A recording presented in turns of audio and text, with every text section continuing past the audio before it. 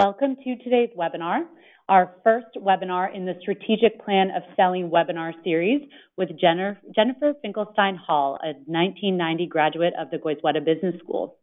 Thanks for joining us during what I believe is probably your lunch hour. My name is Sarah Rawls, Director of Alumni Learning and Professional Development Programs at the Emory Office of Alumni Engagement. And I'm thrilled today to be presenting this webinar from the Alumni House with Jennifer. Jennifer and I have been in conversations for several months about this webinar series, as she has launched a business, which she'll tell you more about, to coach professionals on their business development and client relationship tactics. And we definitely see that need in the alumni community. We've heard feedback from many of you that this is a topic that is near and dear to you as you advance in your career. So, as I mentioned, this is going to be the first of a three-part webinar series, and I will be sure to send information to you when the webinar is finished regarding the next sessions. Please note that today's webinar is being recorded, so if you need to step out at any time, not to worry. I will follow up with each of you to send you the recording as well as information on the Emory University YouTube channel. On that channel, you'll note that we have over 100 past webinars archived on a variety of career-related subjects and industry best practices. Lastly, I do want to let you know that at the end of this webinar, we will leave time for Q&A with Jennifer. I appreciate the wonderful questions that were sent in advance, but we do welcome you to submit new questions in the question area on the GoToWebinar control panel. So take a moment and share your comments and questions throughout the presentation, and then we'll leave time at the end with Jennifer. We'll try and make today a little interactive, so get ready for some polls and some exercises that Jennifer will have you do at your desk. So without further ado, I do want to just say a little bit more about our presenter before I turn it over to her. After spending 22 years with SunTrust Bank and over 4 with Atlantic Capital Bank, both in Atlanta, Jennifer started Matchkey Consulting in June 2017. Matchkey is a professional development consulting firm that works with business owners to develop their internal teams and external networks. Internal development happens when team members feel empowered, equipped, and educated. External development is the result of connecting with the best resources to accomplish corporate goals and objectives. The right match is key, and thus her name. So during Jennifer's career, she has been a commercial relationship manager, credit administrator, sales director, training program developer, and many other things. So what a wonderful person to coach us on our sales and relationship tactics. Jennifer has also never met a stranger. I really appreciate that she includes that in her bio. So Jennifer, thanks for being here. I'll turn it over to you. Well, thank you, Sarah. I really appreciate the opportunity. I'm sitting here in my Emory alumni sweatshirt. I feel the Emory vibe, and I do appreciate everybody taking out their time. I think that if you get 4 or 5 great ideas, that it will be time well spent, and I certainly hope you get more than that. So we have a lot of material. Why don't we jump right in? You had heard Sarah mention that this is the first of 3 different webinars, and I have listed here the actual topics and the dates.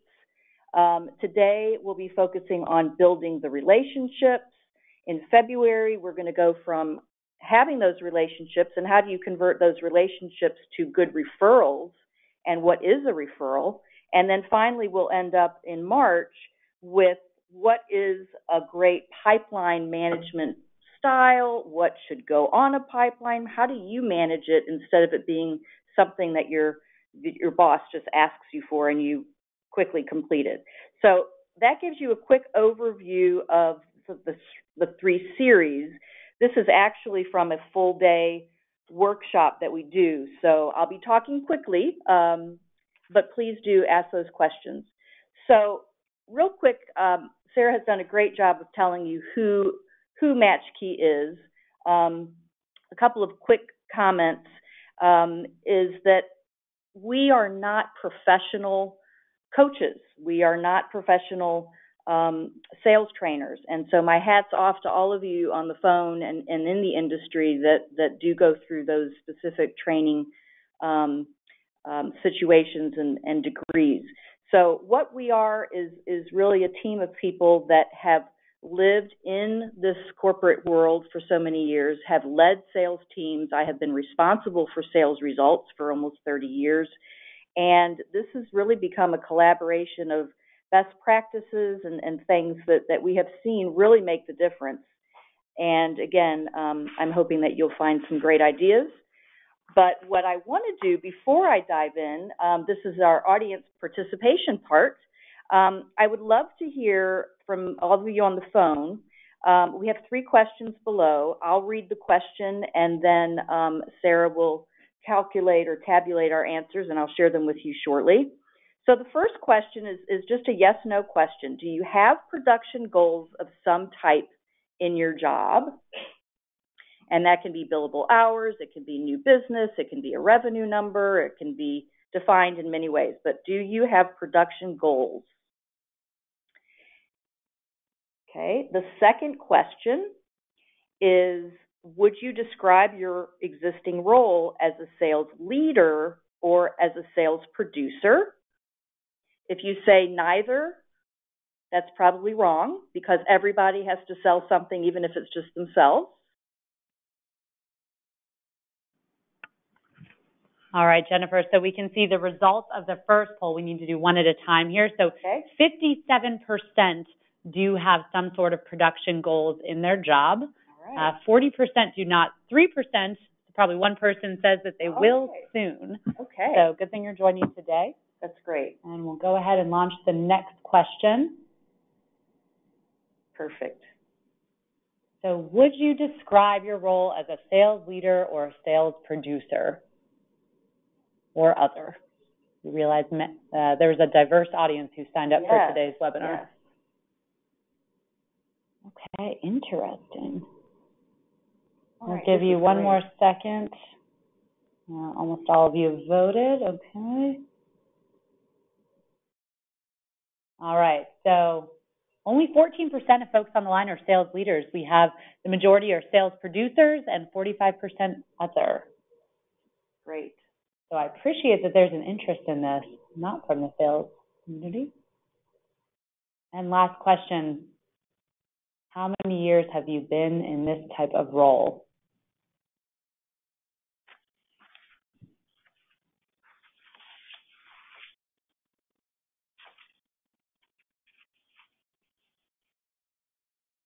Okay, everyone's voting very quickly. All right, Great. so. I love that. 50% Yeah. less than 5 years or less. That's terrific. You're going to get so many great ideas here.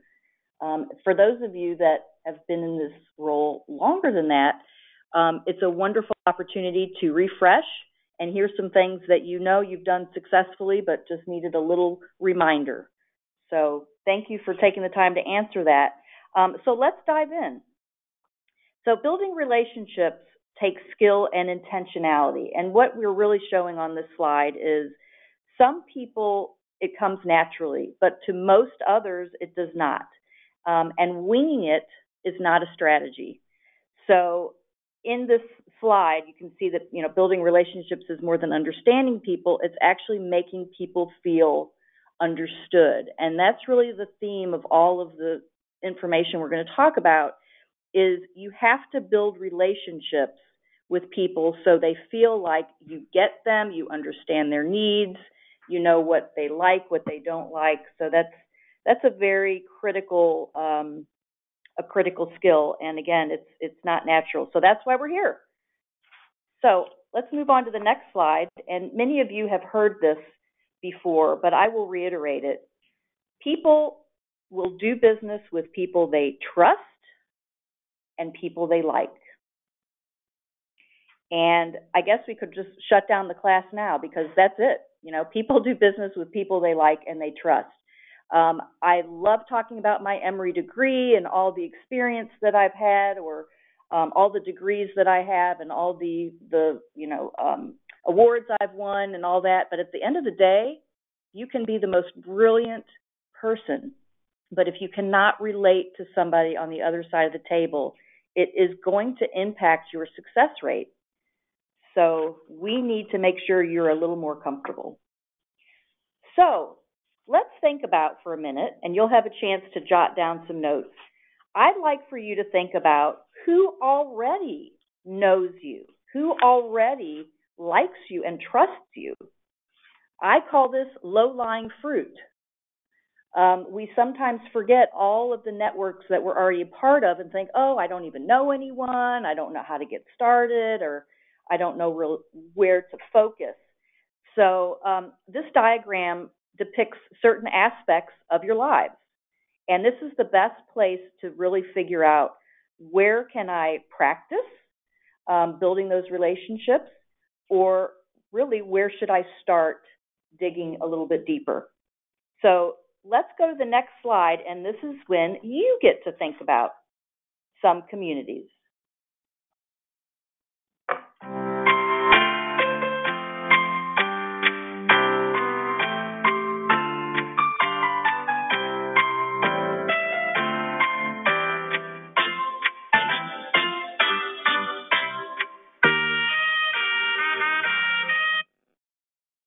All right. Well, hopefully, while you were listening to that music, you were looking at the question below and thinking about, what different communities do you belong to?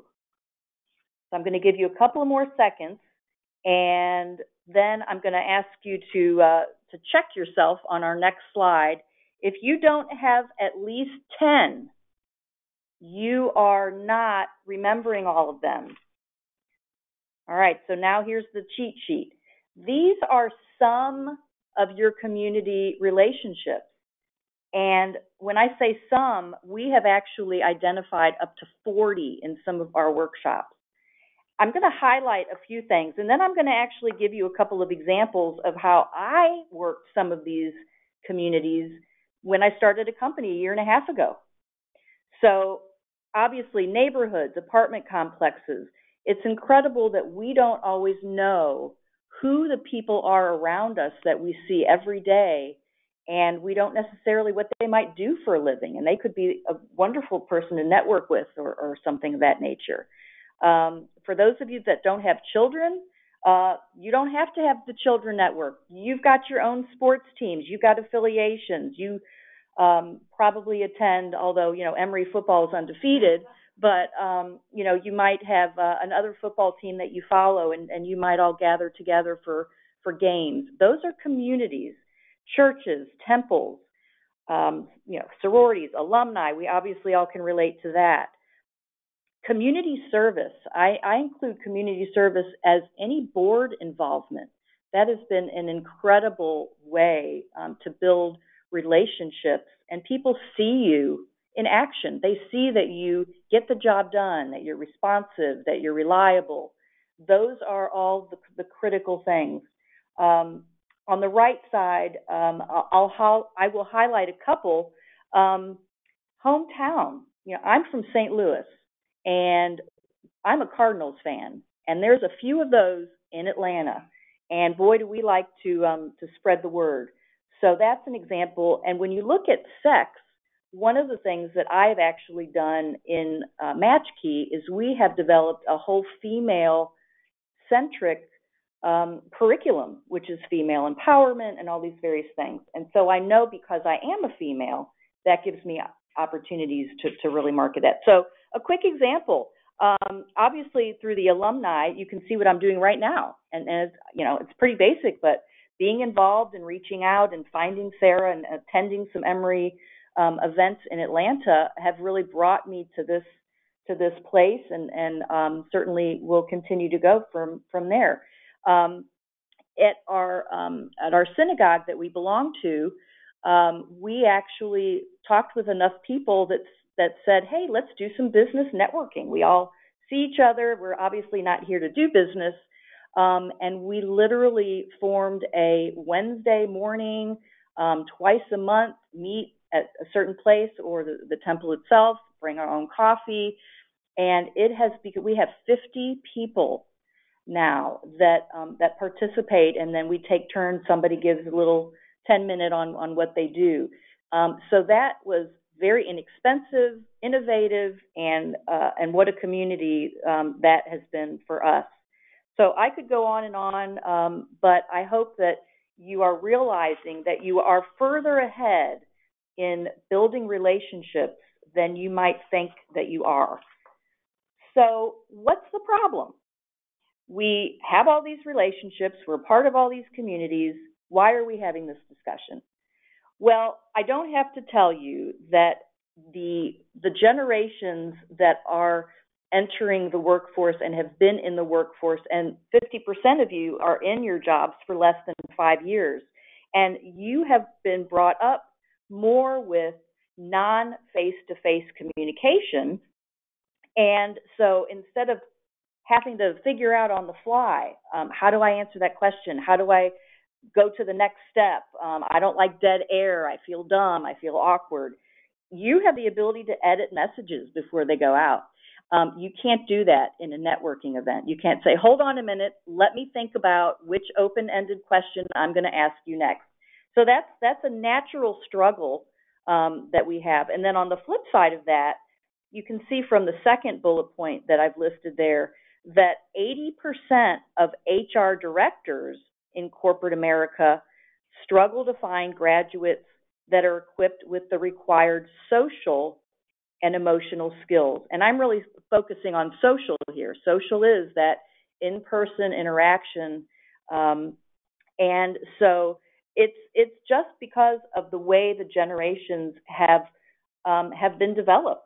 So we learn a lot from you, and this unfortunately is a deficiency that you have if you're in that generation. And I'm not going to just focus on that generation. There are many of us that are in our 40s or 50s or 60s, and we still get hives at the thought of walking into a room full of people we don't know. So by no means am I picking on anybody, but I mention the millennials because the fact is they are the largest generation in the U.S. labor force. So if we don't address it, it's just going to continue to become more and more of an issue. So I struggle because here's the disconnect. Face-to-face communication and soft skills is what is going to build relationships. And as I've already mentioned, people are going to do business with people they have relationships with.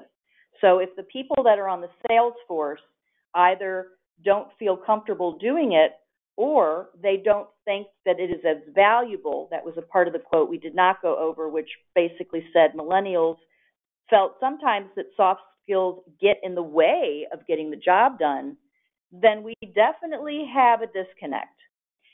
And I want to make a comment here because I noticed in our poll, not everybody identified themselves as being a sales leader or a sales producer, but there was a pretty big representation, which was other. And I'm going to make a comment to those of you that put other, because I spend a lot of time with people that don't feel that they are in a sales position, and they realize they might not have goals and they might not be awarded with incentives or what have you, but they're responsible for generating ideas that can be elevated in the organization, or they're responsible for training and developing other people, or they're responsible in educating somebody on a process or an operating system. And all of these skills, whether you're in sales or you feel like you're not in sales, you are always developing relationships. And if you're not, it's a great opportunity for you to think that way, because all these other things then become natural. And when you build those alliances, whether you're selling a product or not, you're representing that company, you're representing that brand, and you'll feel a lot more part of the organization, quite frankly. So you see where the disconnect is. And lastly, just to drive in this point, I couldn't pass on this next slide. That is, last but certainly not least. I found this. It shows the top 10 levels of today's communication. Number 1 is Twitter. All the way back to number 10 is talking. So we have that order really, really wrong. Now, I'm not saying you don't ever do these other things, but if you start and you focus on the talking or seeing somebody, which is number 9, video chat, then doing further communication in some of these easier ways is very acceptable because people already know who you are on the other side of that email or that text. Anybody ever send a text and it gets really misunderstood? Somebody thinks you're mad at them, or, because they don't really know you, so they're not sure if you have that crazy sense of humor or if you're just, rude. So that's just, again, a perfect example of how starting with the relationship and then getting to an easier approach is a great solution. All right, here you go again. I would love for you to think about these questions. And again, just jot them down. We're not going to collect information. But now that we know how important it is to have these relationships, I'd like you to think about what types of relationships do you think need to be built in the marketplace? And obviously use your places of work as a thought-provoking location. And then the next question is, how do I do it? How do I build those relationships?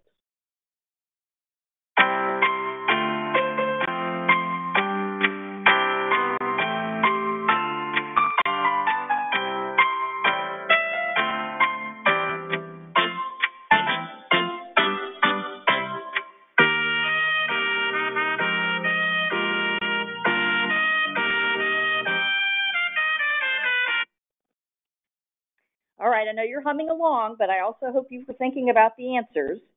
So once again, what types of relationships need to be built and how is it accomplished?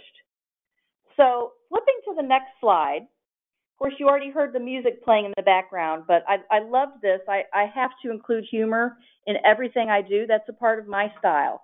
So when I saw this, I had to find a way to put it in here. So let's see how you did on your lists. And again, I hope that you are finding some new ideas in this next slide. One disclaimer that I'm going to say on all of these various slides from hereafter, not every one of these ideas is going to fit.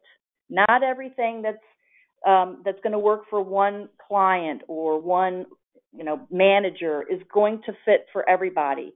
So what you're really doing here is you're building a toolkit.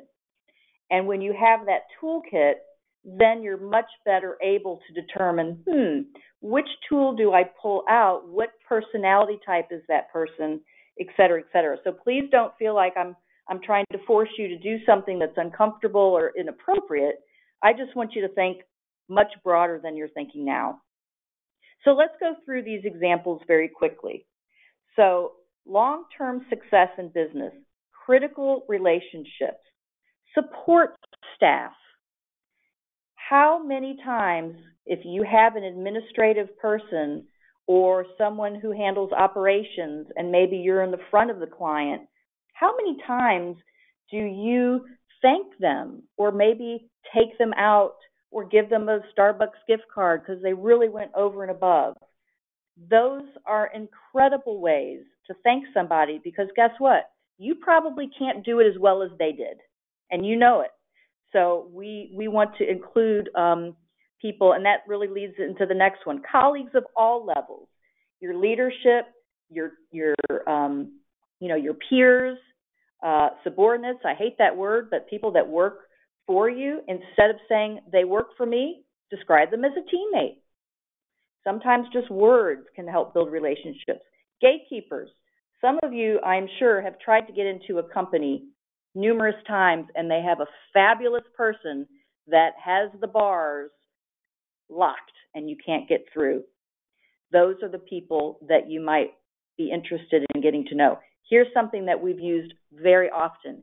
If you call or you go in person and you find out the person's name is Sally, you write down Sally's name so the next time you call or go visit, hey, Sally, it's great to see you again. Sally is feeling, oh, well, she must remember me. That's pretty impressive. Now you've started to build a relationship. One example that is a little funny, but again, I'm full of humor. If you don't laugh, you might as well sit in the corner and cry all day. I could not get into this company when I was in banking, and I finally went to the dollar store and I bought a pair of shoes. So you can imagine they really weren't very high class shoes, but I put one of the shoes in a box and I sent it FedEx to this person, and the note said, I got one foot in the door. Can I please bring you the other? And everybody laughed at me, but guess what? I got in, and this person didn't know who I was, but he said, anybody that's that clever deserves 15 minutes of my time. And that's how we proceeded. And they ended up being an incredible client and told everybody that story. So they were also a great referral source. So we can spend all day going through the rest of them, but I don't want to do that. If you have any questions on anything specific, please type it in and we'll get to it, or I can certainly follow up with you later. But in the interest of time, now that you know who you need to build the relationships with, let's go to the next slide and talk about how do you do this? Jennifer, it sounds great, sounds easy, but this is where I'm struggling. So here are some ideas. The 80-20 rule. Talk 20% of the time and listen 80% of the time. Be present. Listen and be engaged. Makes a huge difference. And you can practice this with people in your friend circle or your family circle, just to sort of, get used to that. But that's a very, very important rule. If you're going into an office or meeting somebody somewhere on their home turf, look around when you walk in.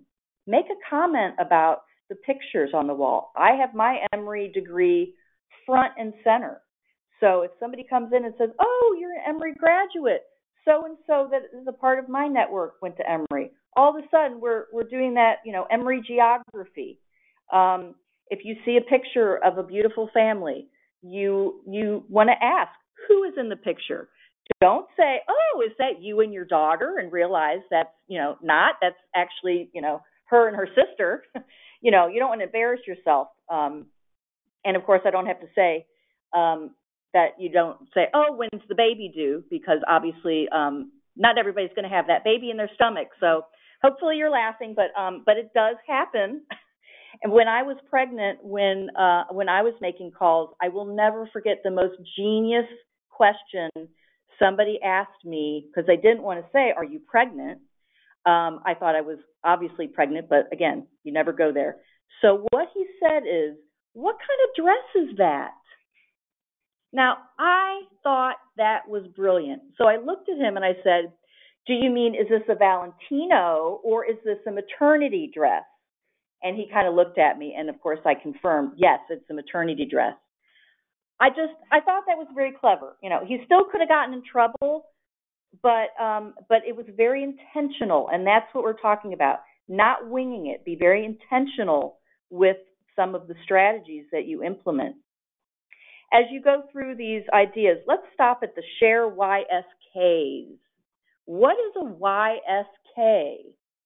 I don't have time for my wonderful music, so I'm just going to answer it. You should know. A YSK is a you should know. If you have top clients or prospects or great people that send you business and you see an article online, or you happen to be reading the paper, which I know nobody does anymore, but I still do, you can cut out that article and scan it. Or don't go crazy now. Put it in the mail with a little sticky note that says, just thought you would be interested in seeing this, or this is exactly what we talked about the other day. You can do YSKs from all places, so I'm not even going to go over that. But have a strategy that you're sending a YSK maybe once a quarter to your top prospects, maybe less regularly where appropriate. But every touch point is a touch point, and they are certainly understanding that you're understanding what's of interest to them, what kind of business they're in, what did you discuss last time you were together. That is an incredible, incredible way to build relationships. See and be seen. Please don't stay in the office all the time. I know it can be a really safe place, even if there's no windows, but people need to see you. When people see you, they're going to get to know you. When they get to know you, they're going to find those commonalities and common interests. Please get out and do business outside of the office, even if it's just building relationships. And I'm putting just in quotes because that's really the most important part of the job. I will make a quick comment on the next one, which is one of my favorites. Choose meeting venues and times strategically. Not everybody wants to meet at 7:30 in the morning for coffee. If you ask me to do that, I'm going to decline very quickly.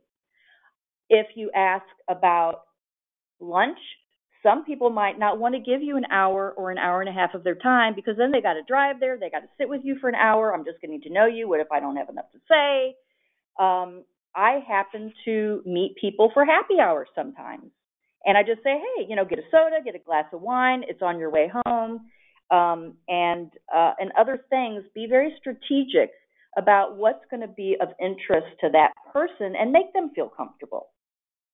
Finally, how do you ask open-ended questions? Give me some examples. All right, here's your next slide. Here's examples. And there's many, many more. And again, remember, not every one of these questions is going to make perfect sense in the situation. But write this down if you have your notepad next to you. The person who asks more questions is in control. So let me say that again. The person that asks the most questions is in control.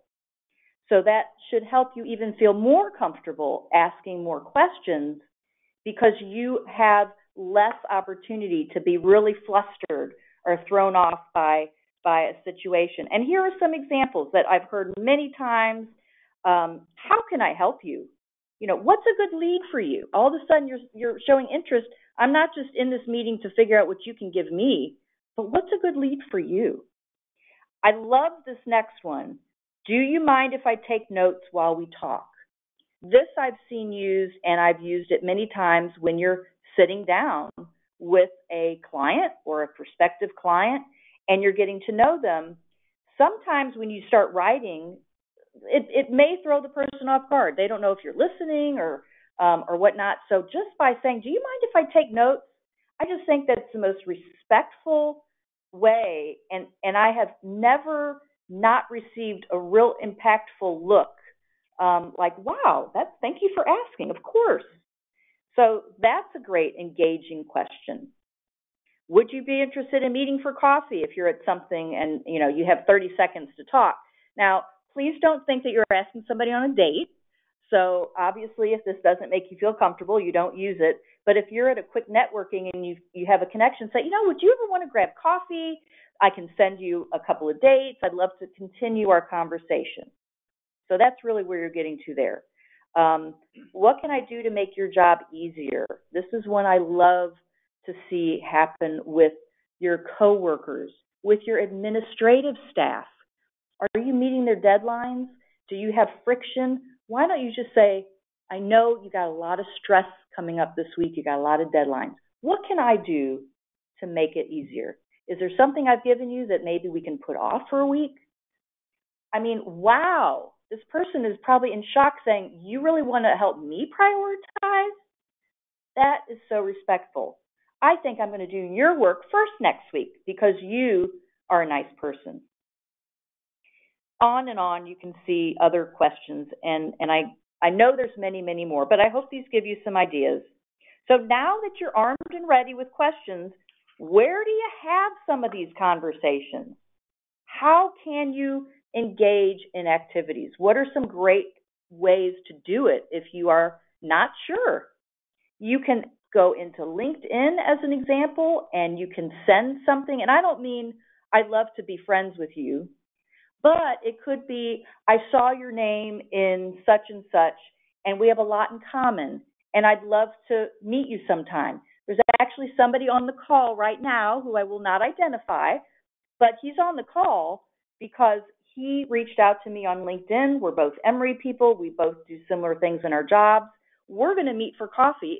It's already booked. And I told him about this webinar, and he's on the phone right now. So LinkedIn can be great. Thank you notes. Now, everybody, just be careful. Don't go crazy. But yes, thank you notes that are written on paper and mailed. Okay, is everybody okay? I hope nobody fell off their chair. You can go to the dollar store and you can buy a pack of thank you notes. And you don't have to use them all the time, but if there's like, oh my gosh, that was the best meeting, I know I've got that opportunity. If that person is over the age of 25 or 30, I'm telling you, that is incredibly powerful. If you don't feel comfortable with a handwritten note, a thank you on email or a thank you, it was great to meet you at the event last night on LinkedIn, takes no time, but you've taken that business card and you haven't thrown it, I'll get to it later, because it's never, later never comes. Discussion summaries in writing. Show them that you heard what they said, and also it helps you remember. What are you supposed to do? So if you send a summary, thanks for your time, these are the things we discussed, and these are our follow-up responsibilities. Let me know if I missed anything. Because then when you go back to it 4 days later, you're, oh yeah, I forgot I told him I would do that. So great way to engage and continue to develop that relationship. Eye contact. This is tough. Practice. If you're talking to somebody and you're not looking at them, they will figure that out in about 1.5 seconds. And what they're going to think is, there must be somebody more important than me in this room that this person is looking for. They might think she's shy or uncomfortable. They're immediately going to think something a little bit worse. So practice. The last two I'm going to just make a comment on because they're incredible in building relationships. Compliment people in front of their boss if you have the opportunity. If you're walking in and you are meeting with Sally, who's an accountant, and the managing partner walks by and he or she introduces themselves, because that's what you do, you can say, well, it's great to meet you, and I'll tell you what, I have been working with Sally, or I just got to know Sally, and if she's a representative of what your firm does, I'm ready to do some business. And Sally feels like, it's so incredible. And if it's not an in-person, please send an email. Ask people, who's your supervisor? I really love the way you did such and such, or I want to brag on you.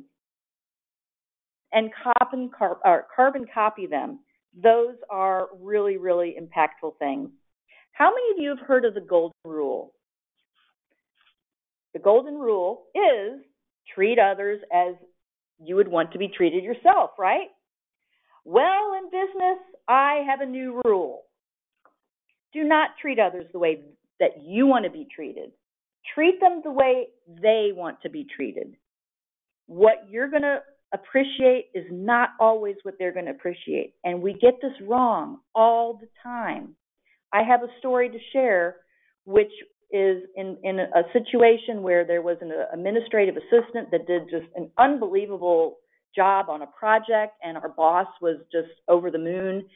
And the next morning when she came into work, he had all of us gather around, and we had breakfast and balloons and yada, yada, yada. And she had this look on her face, and she ran out of the room. And our manager was like, what did I do? What did I do? He went into the office, and she said to him, do not ever put me in that situation again. I do not ever want to be on the spot. I don't want to be the center of attention. I am not you.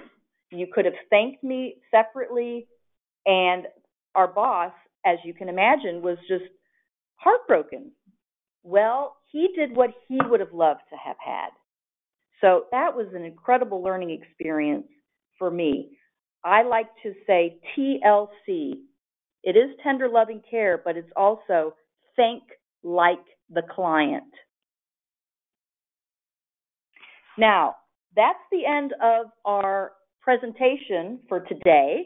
I have reminded you in this next slide of what's coming up, and I certainly would love to have all of you join us in February. And I'm hoping it's because you feel like this next slide and that, this is a big struggle. I'm not comfortable doing this, but, I feel a little bit more empowered. I don't have to be perfect, but I certainly know how to ask questions. I certainly know how to go have a glass of wine or have coffee because I am a morning person and so are my clients. I'm hoping that you're feeling a little bit better because this is not natural. You need strategy. You need to be intentional. All right, wonderful. Thank you so much, Jennifer. And now we will move to the Q&A portion of the event, while I also get Jennifer's contact information up here for you to write down. And again, I will send this out in the follow-up email along with the recording and the upcoming webinar registration pages. So first question, Jennifer, how do you handle members of a team who opt out of this process of your advice today because they don't think they are in a sales role, since they work in an office but don't have sales goals? Well, that's a great question. I think we all have those people that are on our teams. What I would suggest is sometimes it's not necessarily that they don't have a sales goal and they opt out, but it might just be they don't really understand where what they do fits into the sales process. And when I say sales process, if that business is not generating revenue or generating new clients, everybody is impacted. So one of the things that we have done, and I would suggest, is that you get everybody into a room and you go around the table and you talk about what is everybody's key job responsibility and how does it depend on others that are in the room. So that's been very helpful because they now see the value of what they're doing and how it helps the company be more successful. The other thing that I would definitely recommend is if you have an opportunity to take that person who works with somebody all the time on the phone or on email, and you have an opportunity to take that person to introduce them in person or join you at a lunch or a breakfast. It is so amazing. It's like long lost relatives that have finally found each other, and they will also feel so much more engaged as a part of the team. So great question. Okay. And what happens if you have sales managers who are not skilled at building relationships? Well, that is also not an uncommon situation. Great question. We know that there sometimes are managers that are there because they were great sales producers. You can't really do much about that. Here's a couple of things. Sometimes if you're more proactive and you come up with the idea and then you say to your manager, would you like to join us? I have a reservation at such and such, and I'd love for you to come with us. Well, you've taken the initiative. The person that's coming with you as the manager can feel like, yep, I'm the boss, or however he or she wants to participate. Give that person a role so they know exactly what they're supposed to do, as opposed to just have them sit there and smile, and show them successes.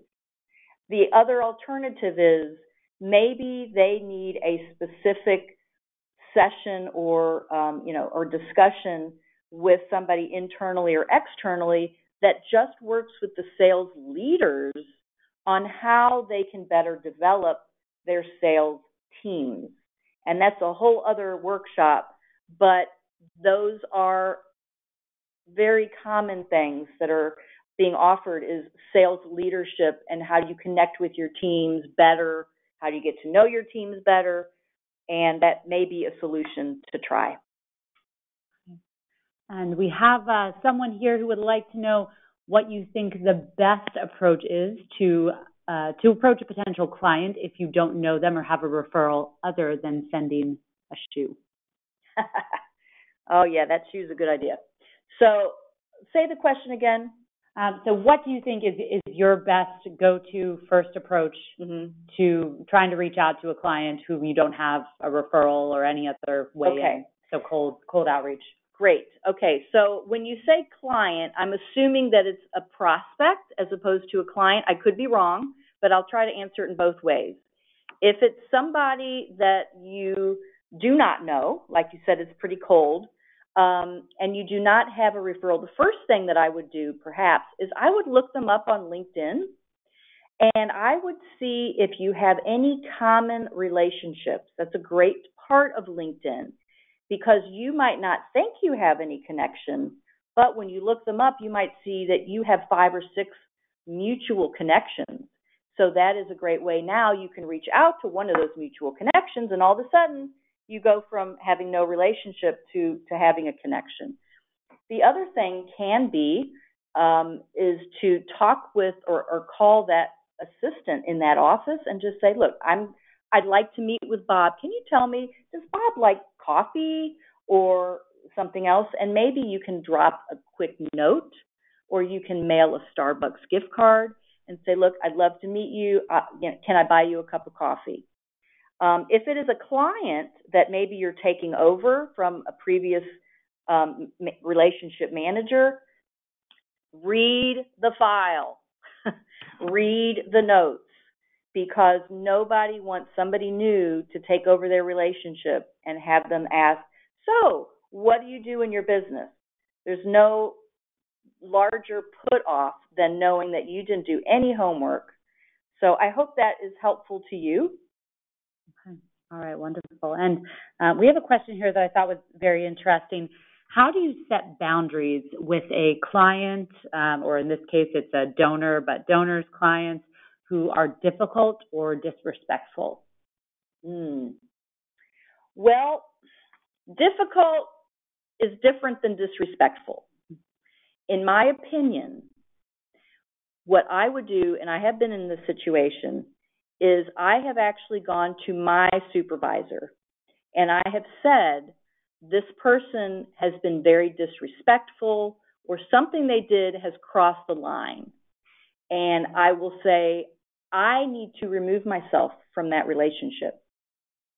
So we can talk about a transition, but you basically make it known that you are not okay with this. And I don't care how much money is on the line. Of course, I'm not the manager, but anybody should realize that they're going to lose the relationship if you are not showing, that you have a connection with that person, and it's going to result in lost productivity.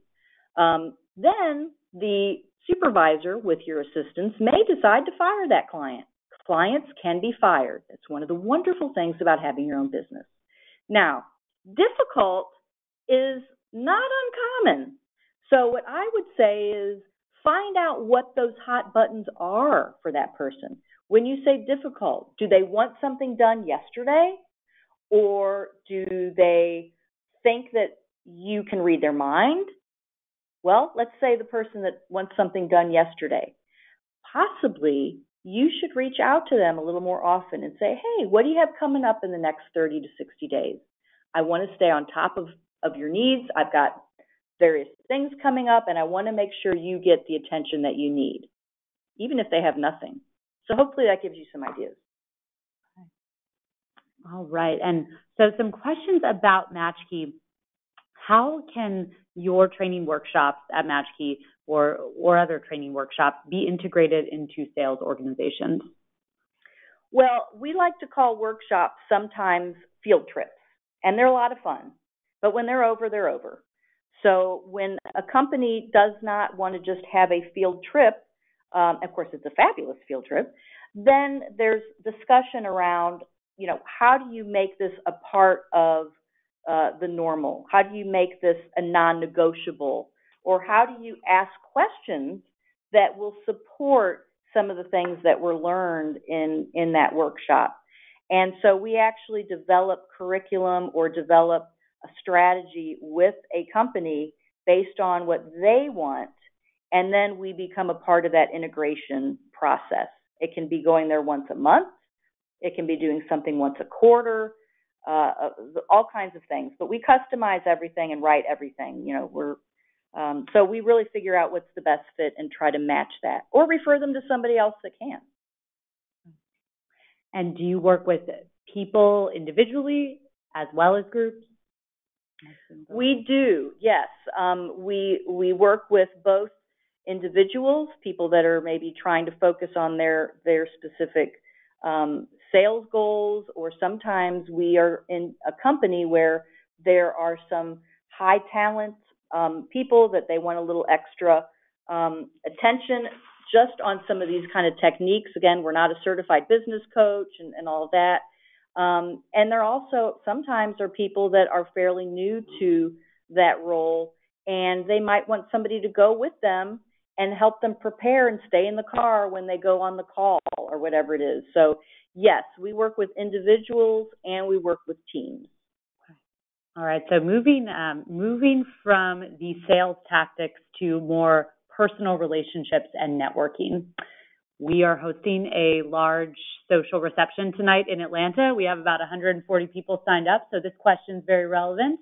We have someone here who wants to know how you can make the most of those open networking happy hours and receptions. Oh, I love that. I love that question. Well, 99.9% of the people walk into that and have no strategy. They are winging it, which once again, I know I'm a broken record, but that's what gets you in trouble. What I would always do, especially if you're not as comfortable in that situation, is give yourself a goal. And that goal could be literally, I am not leaving that event until I have one business card, not that I can throw in the trash, but that I really felt a connection with, and I really would like to see this person and learn more and figure out how I might be able to help that person. If you can find one of those, then you tell yourself your job is done. And if you are in hives and you're sweating, then you can leave and feel very good about what you did.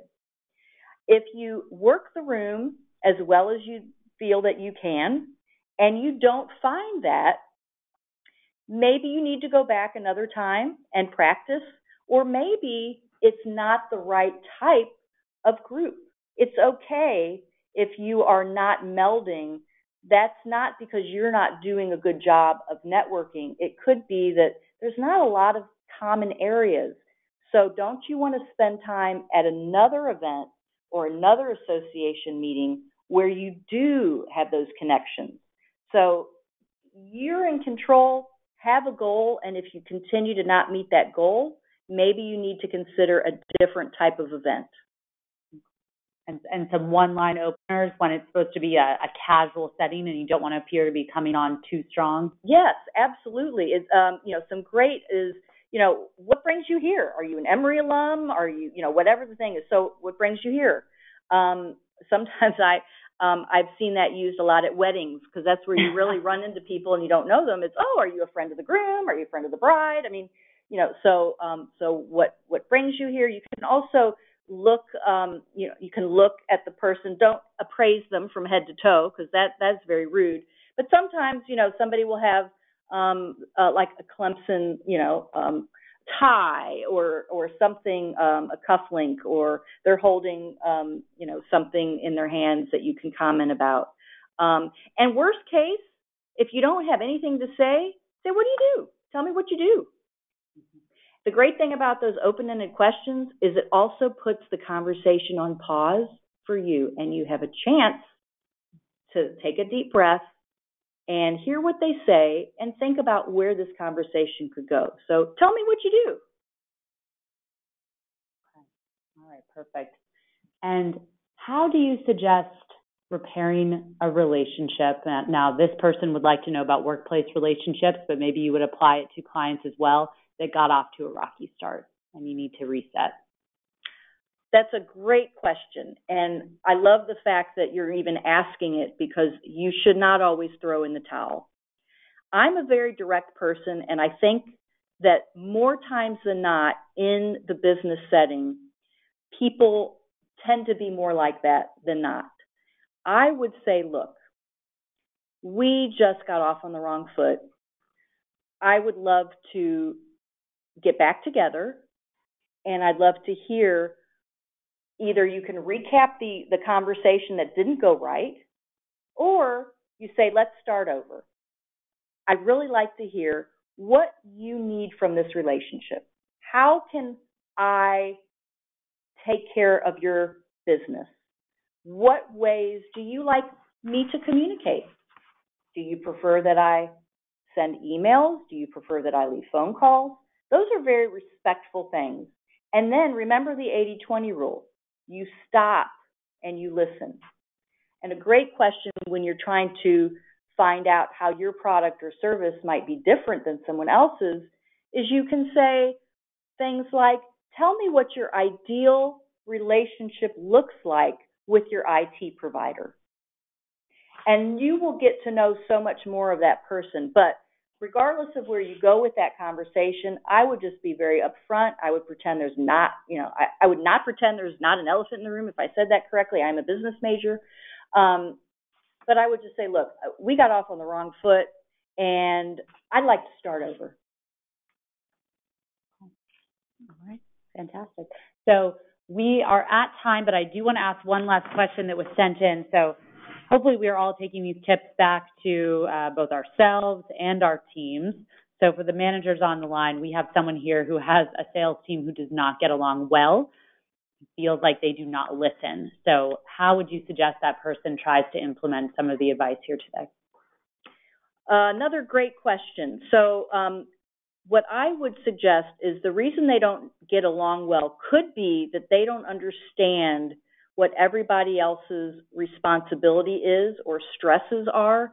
You think that they do, but sometimes in the past we have had a team come together and we have literally, in addition to doing some kind of fun personality test and letting everybody see not what they are, but what everybody else is around the table, and all of a sudden it's, oh, well, she's not a nasty person.